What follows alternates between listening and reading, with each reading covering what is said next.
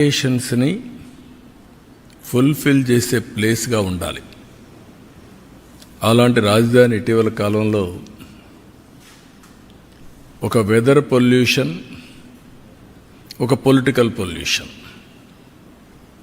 ఈ రెండు పొల్యూషన్స్ కలిపి ఢిల్లీకి పోవడం మానేసి ఢిల్లీ నుంచి వేరే ప్రాంతాలకు వెళ్ళిపోయే పరిస్థితికి వచ్చారు.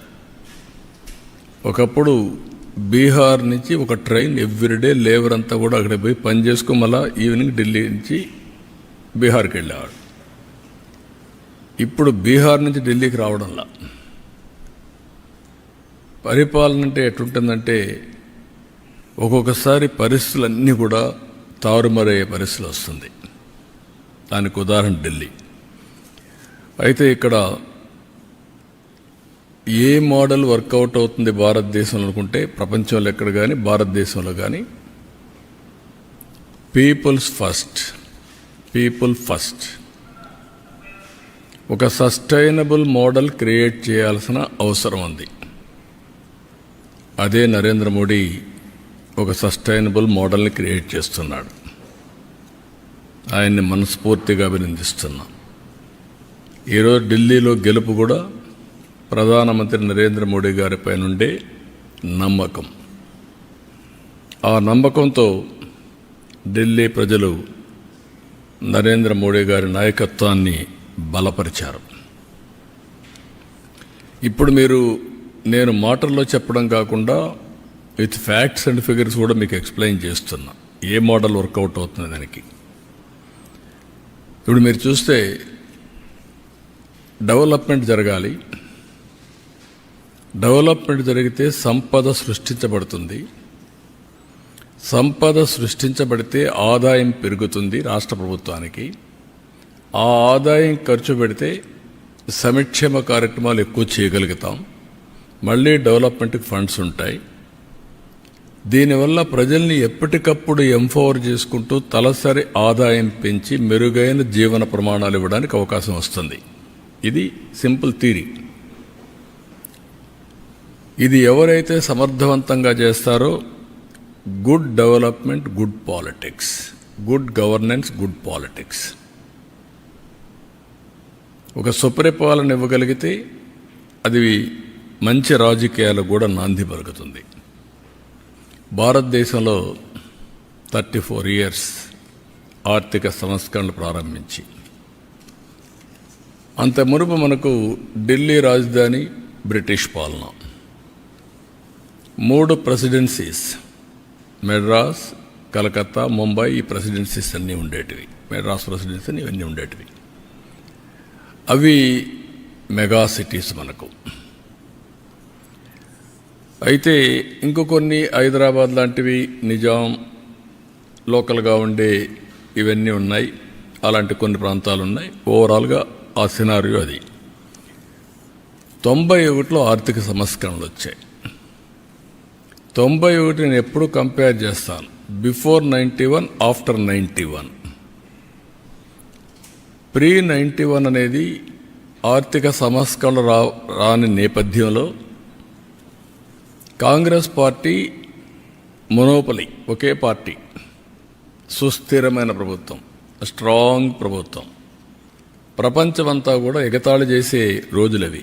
హిందూ గ్రోత్ రేట్ మీకు 2% వస్తుంది, 1% వస్తుంది, మీకు అభివృద్ధి చేత కాదు అని ఎగతాళి చేసే రోజులు. అక్కడి నుంచి రిఫార్మ్స్ వచ్చాయి. అది కూడా మన తెలుగు బిడ్డ పివి నరసింహరావు తీసుకొచ్చాడు. అక్కడి నుంచి అందరికీ సమాన అవకాశాలు వచ్చాయి. What is the beauty of reform అంటే లైసెన్స్ రాజ్యం పోయింది, అందరికీ సమానమైన అవకాశాలు వచ్చాయి.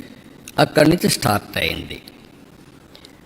అక్కడి నుంచి స్టార్ట్ అయితే మీరు చూస్తే వెరీ ఇంట్రెస్టింగ్ ఒక సినారియో మీకు చూపిస్తాను. మళ్ళీ మీకు కూడా ఇస్తా, మీరు చూసుకోండి. మహారాష్ట్ర 95లో $55 billion జిఎస్టిపి, అది $490 billion అయింది. అంటే 9 times గ్రో అయింది. 95కు 2024కి 9 times గ్రో అయింది. 3500 US dollars per capital income. ఇప్పుడు గుజరాత్ 24 బిలియన్ యుఎస్ డాలర్స్, అది 370 బిలియన్ యుఎస్ డాలర్స్ పెరిగింది, అంటే 15 సార్లు పెరిగింది. వాళ్ళ తలసరి ఆదాయం 4,500 యుఎస్డి.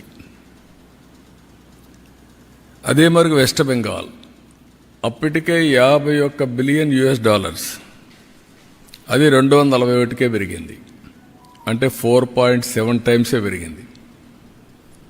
గుజరాత్ 15 సార్లు, వెస్ట్ బెంగాల్ 4.7 సార్లు. వాళ్ళ తలసరి ఆదాయం 1925 USD dollars. Tamil Nadu 45 billion US dollars, అప్పటికే 355 బిలియన్ యుఎస్ డాలర్స్ పెరిగింది, 8 టైమ్స్ పెరిగింది. 3,950 యుఎస్ డాలర్స్ తలసరి ఆదాయం.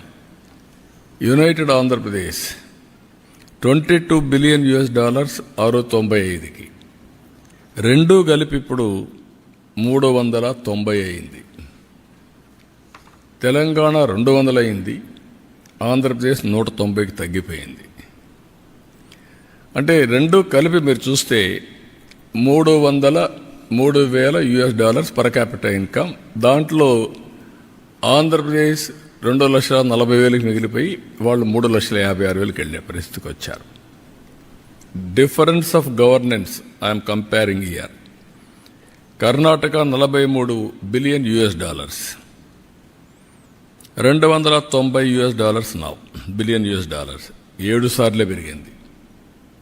తమిళనాడు 8 సార్లు పెరిగింది, కర్ణాటక మనం అనుకుంటున్నాం 7 సార్లే పెరిగింది, ఆంధ్రప్రదేశ్ 12 సార్లు పెరిగింది. ఇది కంబైన్డ్ ఆంధ్రప్రదేశ్ చూస్తే. అదే గుజరాత్ 15 సార్లు పెరిగింది. దీంతో 4,150 యుఎస్ డాలర్స్ వచ్చింది, పాపులేషన్ తక్కువ ఉంది కాబట్టి.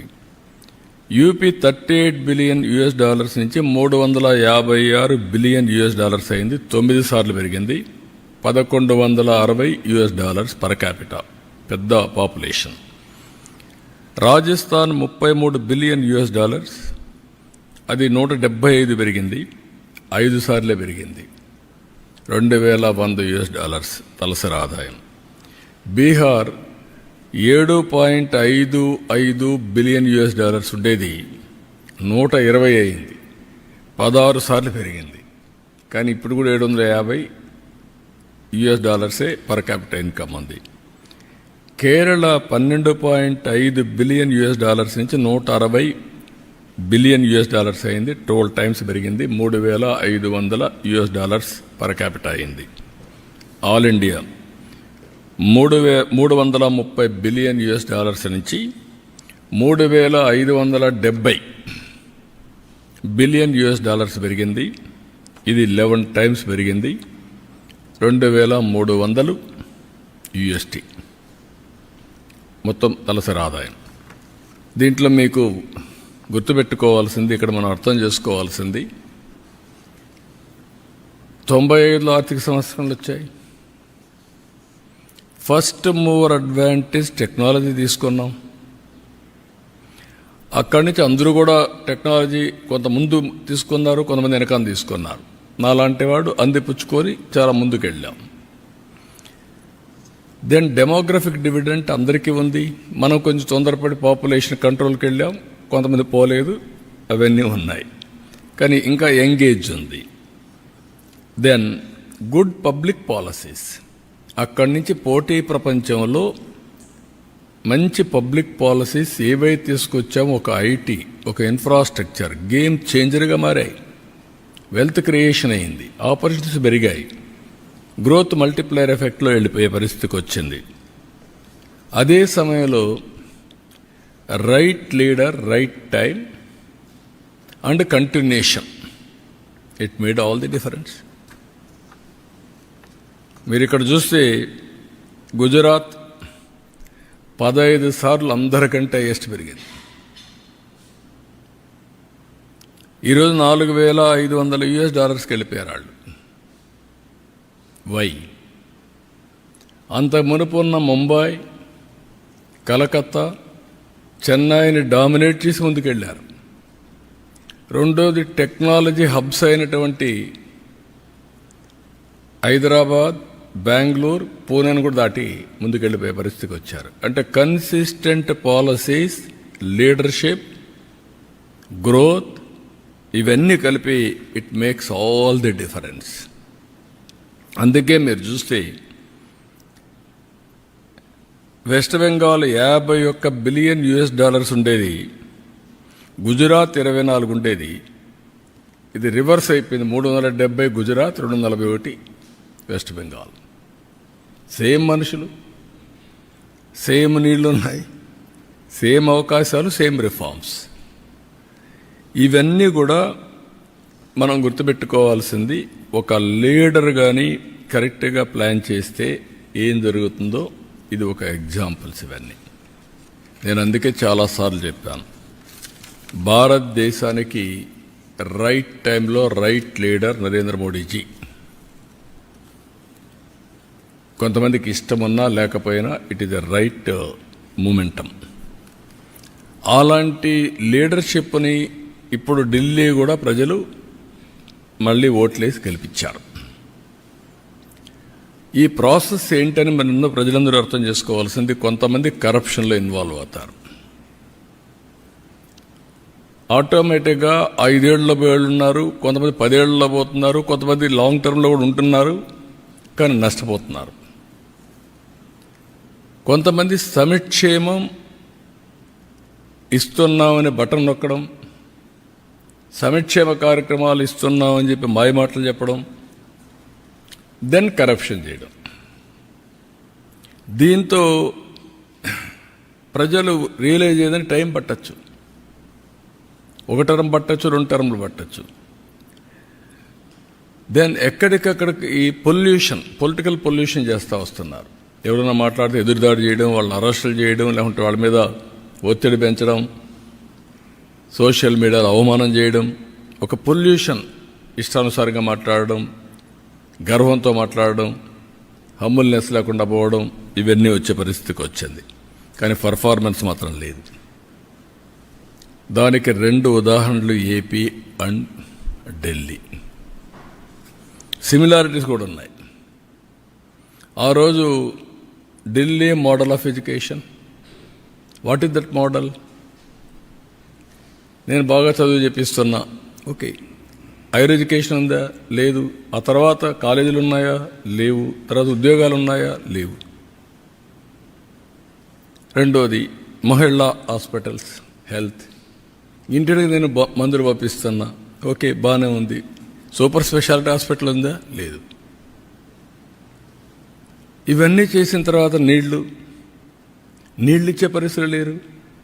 డ్రైనేజ్, డ్రింకింగ్ వాటర్ కలిసిపోయే పరిస్థితి వచ్చింది.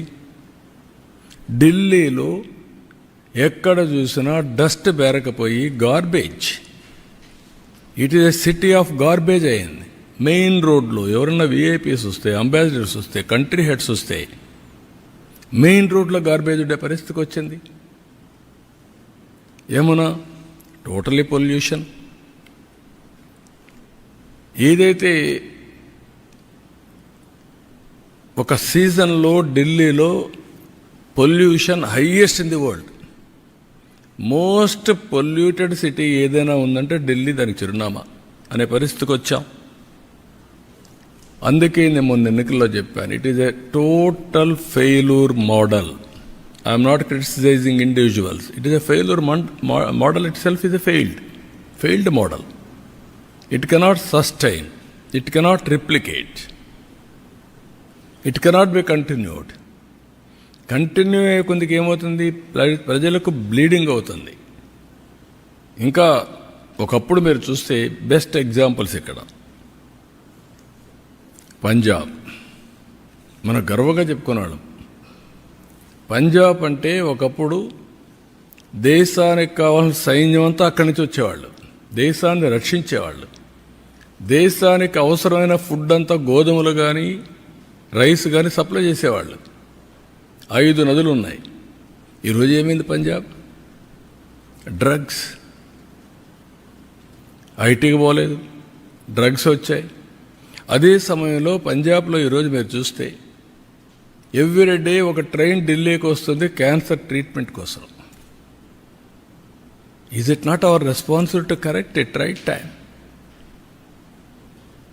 ఇవి చూసిన తర్వాత ఇక్కడ అక్కడ మీరు చూస్తే వెల్ఫేర్ అని చెప్పి నేను నీళ్లు ఊరికే ఇస్తున్నా, కరెంటు ఊరికే ఇస్తున్నా, ఇవన్నీ చెప్పారు. కానీ భవిష్యత్తును అంధకారం చేసే పరిస్థితికి వచ్చారు. ఇక్కడ కూడా మన రాష్ట్రంలో మీరు చూస్తే అక్కడ కొద్ది టైం తీసుకున్నారు, కానీ మన రాష్ట్రంలో 5 ఏళ్లలోనే బటన్ నొక్కే కార్యక్రమానికి విసుగొచ్చే పరిస్థితికి వచ్చారు. వీళ్ళ అరాచకాలు అద్దులు లేకుండా పోయే పరిస్థితి వచ్చింది. ఎగో ప్రాబ్లమ్స్ కూడా చిన్న పెద్ద లెక్క లేకుండా ఇష్టానుసారంగా మాట్లాడడం, ఆ గర్వం, ఎగో, ఏదో ఎక్కడి నుంచో వచ్చినట్టు ప్రవర్తించడం, ఆ హంబుల్నెస్ లేకుండా పోవడం, ఇవన్నీ జరిగాయి. ఢిల్లీలో జరిగిన లిక్కర్ ఇది నథింగ్ కంపేర్ టు ఆంధ్రప్రదేశ్. ఎవరైనా సరే లిక్కర్లో ఇన్వాల్వ్ అయిన వాళ్ళు ఇంతవరకు ఆ ఫ్యామిలీస్ కూడా బాగుపడవు. అంటే అది పాపిస్ట్ డబ్బులు. రెండోది, పేదవాళ్ళ ఆరోగ్యాన్ని సర్వనాశనం చేసి మీరు ఎంజాయ్ చేయడానికి ఎవరిచ్చారు మీకు అధికారం? రూలర్స్కి. మామూలుగానే లిక్కర్ అనేది నేనున్నప్పుడే ఈఎన్ఏ ఎక్స్ట్రా న్యూట్రల్ ఆల్కహాల్ తయారు చేశాను 2 times న్యూట్రలైజ్ చేయడానికి.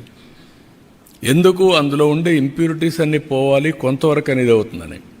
ఇప్పుడు మీరేం చేశారు? రా లిక్కర్ ఇచ్చే పరిస్థితికి వచ్చారు. టోటల్గా ఆ లిక్కర్ తాగితే ఏమవుతుందో తెలియకుండా కిడ్నీస్ ఫెయిల్ కావడం, చాలా సమస్యలు వచ్చాయి. సిస్టాన్ని మొత్తం సర్వనాశనం చేశారు. డిస్టిలరీస్ లాగేసుకొని డిస్ట్రిబ్యూషన్ అంతా వెళ్ళే చేసి సెకండ్స్ అమ్మి ఆడ నుంచి ఎక్కడ చూసినా ఆన్లైన్ పేమెంట్స్ లేకుండా చేసే పరిస్థితికి వచ్చారు. ఇక్కడ మొన్న చూశారు మీరు ఋషికొండ దేవతలు అక్కడ ఇచ్చేశారు. మెడిటేషన్ చేసి అక్కడంతా నివసించిన ప్రదేశం మనం చెప్పుకుంటే ఆ ప్రదేశంలో పోయి ప్యాలెస్ కట్టుకోవాలని, ప్యాలెస్ కట్టి నేను బ్రహ్మాండమైన ప్యాలెస్లు కట్టానని చెప్పుకునే పరిస్థితికి వచ్చారు. అక్కడ కూడా ఢిల్లీలో శేష్ మహల్ ఇదే మరిగా పెద్ద లగ్జూరియస్ ప్యాలెస్ కట్టారు. అక్కడ ప్యాలెస్లోకి పోలేదు, ఇక్కడ ప్యాలెస్లోకి పోలేదు.